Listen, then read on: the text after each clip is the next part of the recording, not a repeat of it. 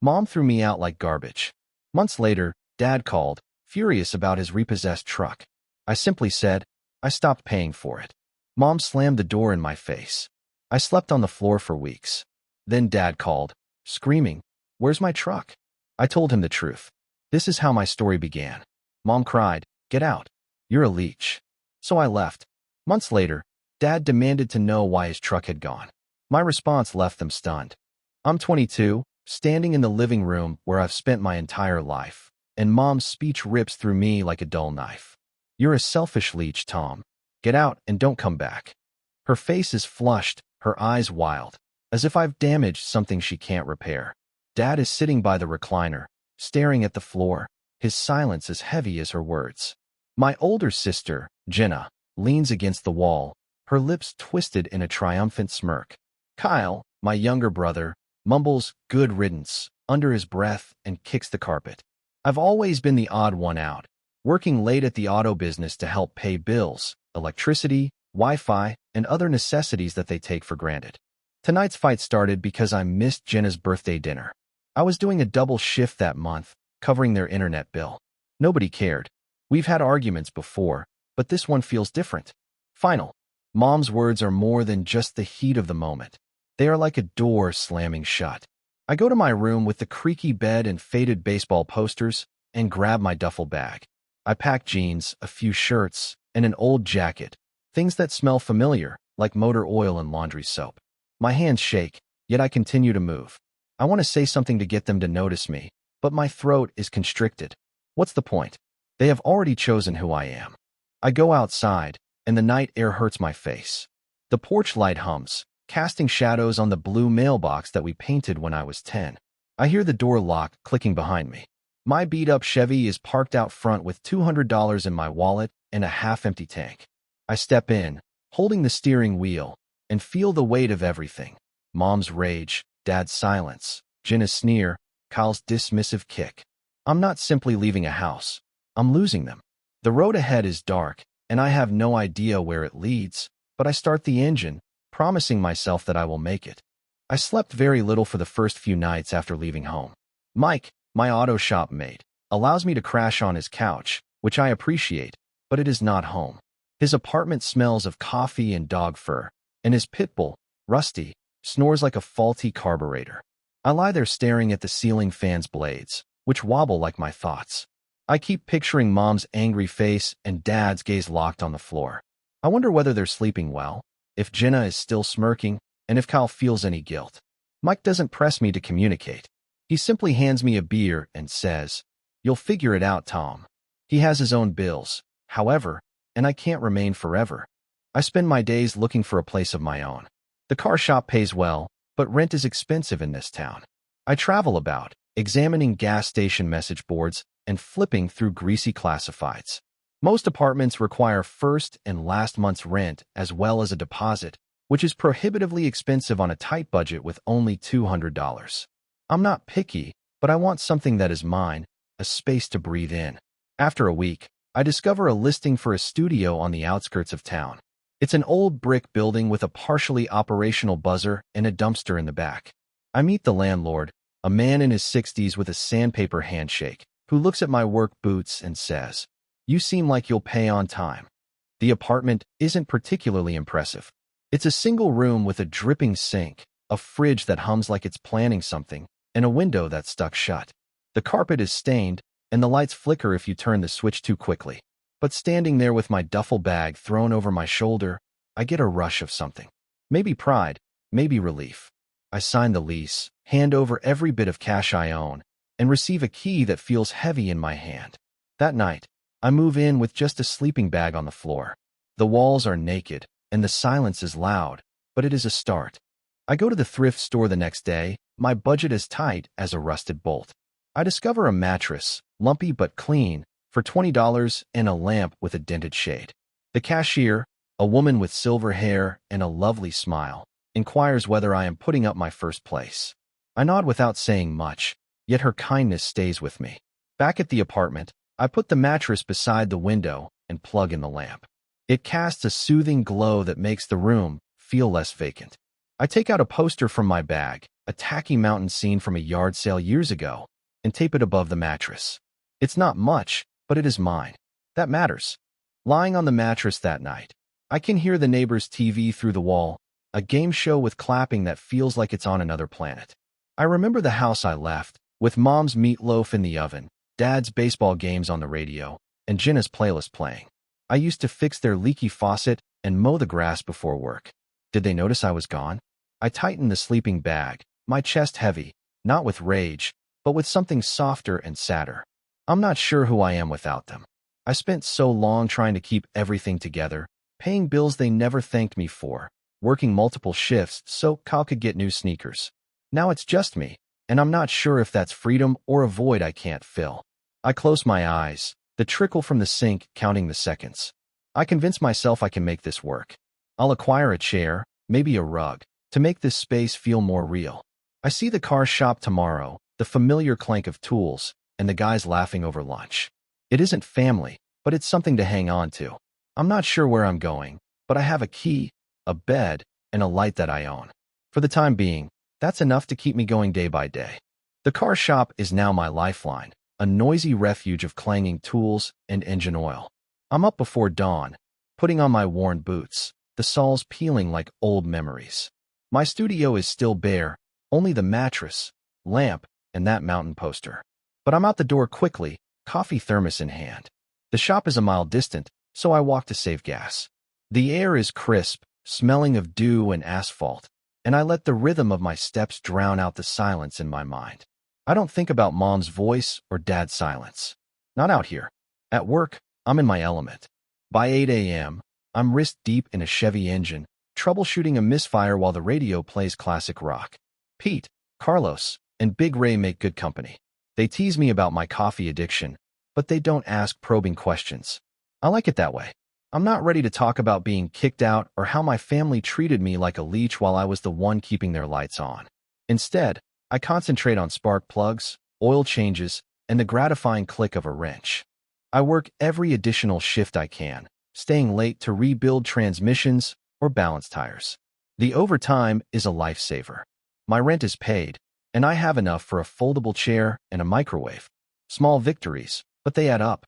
Lunch breaks are my favorite. We sit outside on milk crates, eating sandwiches from the deli across the street.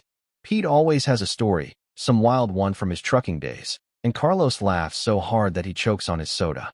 I join in, chuckling, but I keep my own stories private. I don't tell them how I used to eat supper with Kyle and make jokes about superhero movies or how Dad and I would experiment with his old radio in the garage. Those moments seem to be from someone else's life right now. Still, the guy's conversation fills a void and helps me feel like I belong somewhere, even if only for an hour. But then one evening, my phone vibrates as I'm closing the shop. It's Kyle, and my stomach twists. I have not heard from him since that night. His message is concise and crisp. Real nice, Tom. Bailing on us and still owing Jenna for that phone bill. Low, even for you. I stare at the screen, the words blurred. I paid that bill, $120, last year after Jenna promised to repay me. She never did. And now Kyle has twisted it, making me the deadbeat. My thumb hangs over the keyboard, itching to respond, to tell him that I had covered their Wi-Fi and food for years. But I stop. What's the use? They have already written their version of me. I shove the phone in my pocket and walk home, the journey feeling longer than normal. The streetlights flicker, forming shadows on the cracked sidewalk. I experience a burning sensation in my chest, not simply anger, but something deeper, like a bruise that goes unnoticed until you press it. I remember coming home from work and finding Mom preparing the table, the aroma of her meatloaf in the air. I'd repair whatever was broken, a leaking sink, a wobbling shelf, because that's what I did. Did Kyle forget that? Did they all? Or did they simply not care? At the apartment, I fall onto the mattress, the springs creaking beneath me. The neighbor's TV murmurs through the wall, some cooking show with cheery noise. I take out my phone again and reread Kyle's text. Part of me wants to phone him and ask why he is doing this, but I'm sure it won't change anything. Instead, I place the phone face down and stare at the poster, its painted peaks glimmering faintly in the lamplight. I'm exhausted, not just from work, but from bearing this weight, this aching that I can't describe. I believe in myself. Tomorrow's another day, another shift, another chance to build something new. I close my eyes, the microwave buzzing softly, and hang on to that thought, small as it is, because it is all I have. I'm at the kitchen counter, which is really just a slab of formica in my studio, when I discover my bank account is bleeding. It's Sunday. The shop is closed, and I'm sipping instant coffee while going through my phone. Rent is paid. Groceries are stocked, mostly ramen and canned soup, but the figures do not add up. I've been cautious, avoiding diner runs with the guys and purchasing only what I need. So why is my balance decreasing each month? I search through the statements, my thumb smearing the screen, and find it. A regular payment, $180 per month, tagged, auto loan DH Harper. Dad's truck. My heart pauses and then thuds fiercely. I've been paying for his truck since I was 19, when he swore it was just for a while. He didn't mention it again. I never stopped paying. I put the phone down. My coffee has gone cold. The flat is silent with only the hum of the refrigerator and a distant automobile horn outside. I remember bringing them cash from my first shop salary, proud to help. Dad simply said, "Good job, Tom," and that was enough. I didn't question it, just as I didn't question paying for their Wi-Fi or Kyle's phone plan. It was something you did for your family, right? But now, sitting here, I see everything clearly. They leaned on me, and I allowed them to, becoming invisible like a worn-out tire. I grab my jacket and make my way to the bank, my legs going faster than my head. As I cancel the payment, the teller, a woman with a name tag that reads Doris, smiles at me pleasantly. "You sure?" she asks, her spectacles slipping down her nose. I nod, keeping my voice steady. "Yeah, I'm done." Walking back, the air is heavy with imminent rain, yet I feel lighter, like I've removed a coat I hadn't realized I was wearing. But there is a tug, a persistent doubt. What happens if Dad is unable to cover it? What happens if they lose the truck? I envision him in the driveway polishing that ancient Ford as if it were his pride and joy, while Mom brought him iced tea on hot days. I shake it off and kick a pebble down the pavement. They kick me out. They call me a leech. I do not owe them anything. Not anymore. Even still, the thought stays like grease under my nails, difficult to remove. Back at the apartment, I clean up to keep my hands busy, stacking dishes and folding my only nice towel. I look at the mountain poster. Its peaks are sharp against a phony sunset, and I wonder whether Dad even realized I was paying. Did he think it was magic? Do trucks just pay themselves? I snort, but it isn't humorous. I've spent years supporting them, my checks vanishing into their life while they looked straight past me. Canceling that payment was about more than just money. It drew a line, saying that I, too, matter. I go to the corner store later, seeking air. The clerk, an older man wearing a Vietnam vet cap, talks about the weather while ringing up my bread and milk. "Storm's coming," he adds, nodding to the dismal sky. I smile, but my thoughts are elsewhere, rehearsing Doris's inquiry, feeling the weight of the canceled payment. Back at home, I make a sandwich. The bread is a tad stale. I eat standing up, gazing out the blocked window. The first raindrops hit and streak the glass, and I can feel the bruising in my chest again. Not rage, but something gentler. Raw. I am free of their load, but it's not a triumph. It's like finishing a book that you'll never read again, knowing the ending isn't what you expected. I sit on the mattress as the lamp casts shadows. I let the rain's beat fill the silence. I don't know what happens next. Work tomorrow. Maybe a new chair if I save enough. But I know one thing. I'm done carrying what isn't mine. It's a modest step, but it moves onward. And that's all for now. I am sweeping the shop floor, the broom's bristles grating on concrete, when my phone vibrates in my pocket. It's a slow afternoon, the kind where you can hear the hum of the neon sign out front. I have kept my head down since I halted Dad's truck payment, concentrating on my work and the small life I'm building. The apartment now has a second-hand table, a wobbling object I received for $10, and I've been sleeping well. The drip from the sink is almost comfortable. But as I look at my phone, my stomach drops. There's a screenshot from Carlos, one of the shop employees. Jenna has posted on social media a photograph of Mom, eyes red, seated at the kitchen table where I used to eat. The caption reads, "Tom walked out on us. Left Mom like this. Some family, huh?" There is a thread of comments below it. Strangers called me a deadbeat, a selfish jerk. Worse. My palms feel clammy as I lean the broom against the wall. The shop is empty, leaving only me and the faint odor of oil and rubber. I scroll through the post. Every word is like a punch. Jenna created a tale in which I am the villain, abandoning them without explanation. There's no mention of how I paid their bills, fixed their leaks, keeping them afloat. There's no mention of mom screaming at me, ordering me out the door. The comments hurt. Most are from individuals I've never met who are judging me. Their words are sharp and thoughtless. What a loser, someone says. His poor mom. Another comments, followed by a crying emoji. I want to type back and tell them the truth, but my fingers freeze. What could I say without sounding desperate, as if I were asking to be believed? I shove the phone aside and go outside. The air is warm and heavy. The parking lot is calm, with only one stray cat running past the garbage bins. I sit on the curb with elbows on my knees and try to breathe.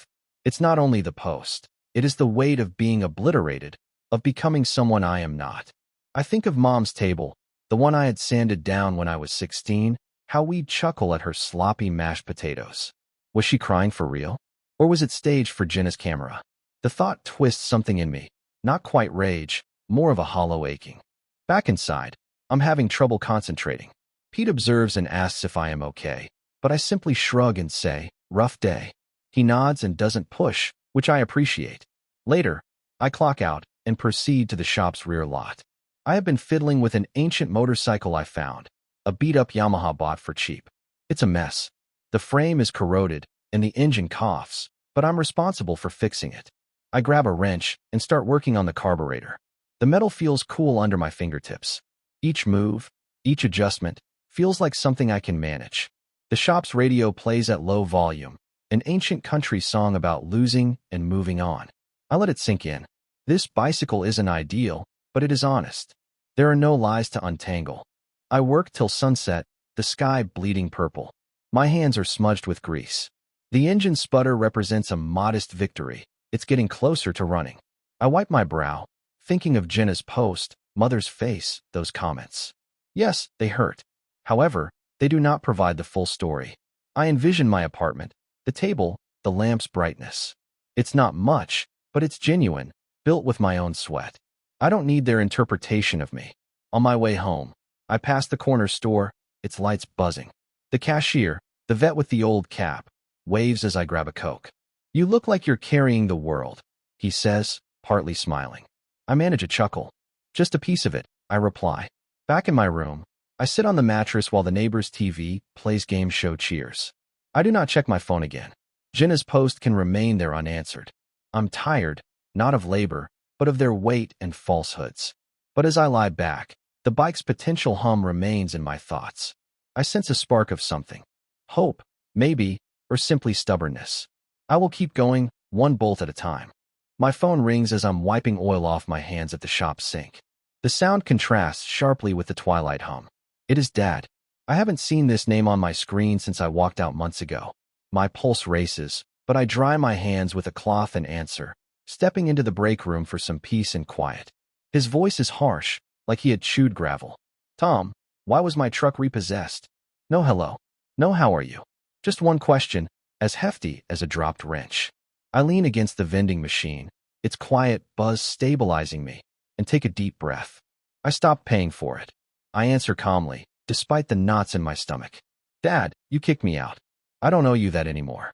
There is a pause, long enough that I hear a dog barking somewhere on his end, maybe a neighbor's mutt. I envision him in the kitchen, standing beside the fridge with the chipped handle I repaired last year. You can't just do that, he continues, his tone increasing. That's my truck, Tom. I close my eyes, the break room smelling like burnt coffee and engine oil. I could yell, tell him I'd paid for years while he said nothing, but I don't. Instead, I maintain an even tone. I've covered it since I was 19. You never asked how. Never thanked me. I'm finished carrying that. He sputters, his words tumbling over each other. That's not how family works, he replies, as if I had broken some sacred rule. I almost laugh, but it sticks in my throat, sharp and bitter. Family. I think about Jenna's post, Kyle's text message, and Mom's scream. I think about my studio, the rickety table, and the motorcycle I'm trying to revive. That is what I am now constructing, not their idea of family. Maybe not, I say, but I'm doing what I need to. My hands are now steady, holding the phone, and I sense a shift, like a bolt clicking into place. Dad tries again, his voice lower, seemingly bewildered. You're making this hard, son. Son. The term hurts, not because I want it back, but because it feels hollow, like an old tire with no tread left. I peek at the break room clock, which is creeping beyond 6. I have dishes to wash at home and a carburetor to adjust tomorrow. I've got to go, I say. Not harsh, just final. He begins to talk, but I hang up. The stillness is louder than his words. I stroll outside, the shop's lot drenched in dusk's gray lighting. A breeze delivers the scent of cut grass from someplace. I stand there, phone in my pocket, feeling raw yet solid. Dad's call shook me. Yes, but it did not shatter me. I am no longer the kid who paid to be needed. I stroll home, the sidewalk familiar beneath my feet, and know that I meant everything I said. I am still catching my breath after Dad's call when my phone buzzes again as the shop lot fades into twilight. Mom's name flashes like a warning light. I wait, thumb lingering, before answering, bracing myself. Her voice breaks through, high and ragged. Tom, how could you do this to us? That truck was your dad's lifeline. I'm walking home now, boots scuffing the sidewalk as streetlights flash on. I don't interrupt her. Instead, I let her speak. After years of paying their bills, what do I get? You're tearing us apart, she says. I can hear Jenna in the background, piling on. Tom, you're so callous. They always were a team. Kyle is also there, I can tell, but he is quiet, as if he were holding his breath. I stop by the corner store with its neon sign humming and lean against the brick wall, phone pressed against my ear. I could shout back, list every dime I spent, every late night at the shop so they could get cable, groceries, and Jenna's phone. But I don't. My voice comes out low and calm, as if I were speaking to a customer.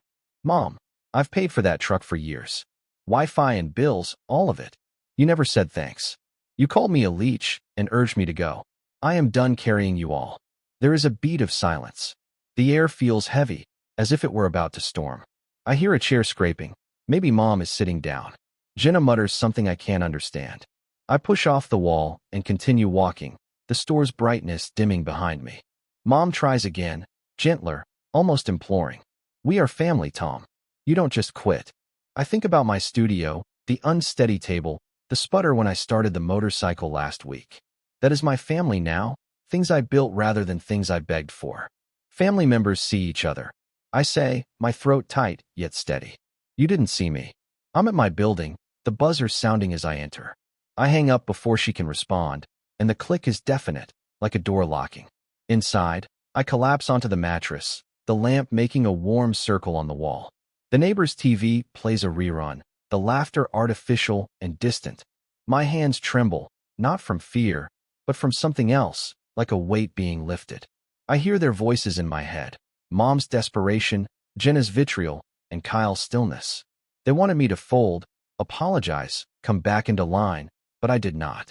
I made my peace, plain and simple, and it feels like standing after a long fall. I take a Coke from the refrigerator. The cold stings my palm. I sit by the window, watching headlights cut through the darkness. I am not angry, not anymore. It's quieter, sadder, like losing a song you once knew by heart. But I am here, in my own place, and that is something they cannot touch. Tomorrow I'll be back in the shop, wrench in hand, building what's mine. It's been 6 months since I hung up with Mom, and the pain hasn't gone away completely. It's quieter now, like a radio turned down low, buzzing in the background. My studio is now home, still small, but mine. The unsteady table has a plant on it, a cactus that I have not yet destroyed. The motorcycle is finished, its chrome glittering under the shop lights. Riding it down rural roads, the wind blowing past, feels like soaring. I don't hear much from my family.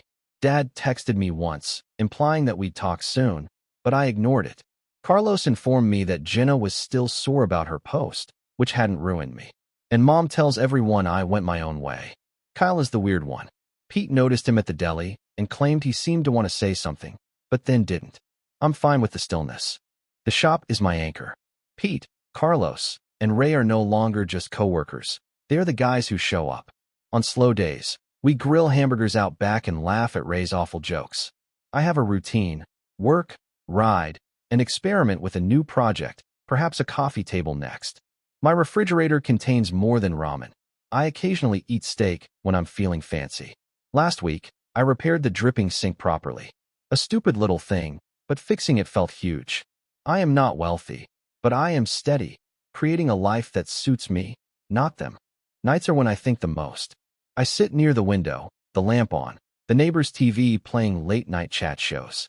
In my head, I picture Mom's kitchen, the sanded table, and Dad's radio, crackling with baseball. I'm curious if they miss me, or if I'm just a narrative they tell differently today. It aches, for sure, but it's no longer sharp. I have my own stories now. How the bike exploded into life, Pete clapping my shoulder when I received a raise. Those feel more important. I've learned that family is more than just who you were born to. It is about who stays, who sees you. I spent years chasing their adoration, believing that my paychecks could buy it. I was mistaken. Love is not a ledger, it is a decision. And they chose to overlook me. Being kicked out broke something, but it also built something. I discovered my worth, not in their words, but in my hands, repairing engines, planting cacti, riding freely. I'm not flawless. Some nights I consider what I could have said differently, but I am at peace. I live in a place where I am visible. To anyone out there carrying too much, hear this. You're enough. It's hard to let go, but sometimes it's how you find your own path. It is worth every step. I lean back, the cactus reflecting the light, and smile. I don't need their approval to know I'm all right. I have my keys, my bicycle, my days. That is enough.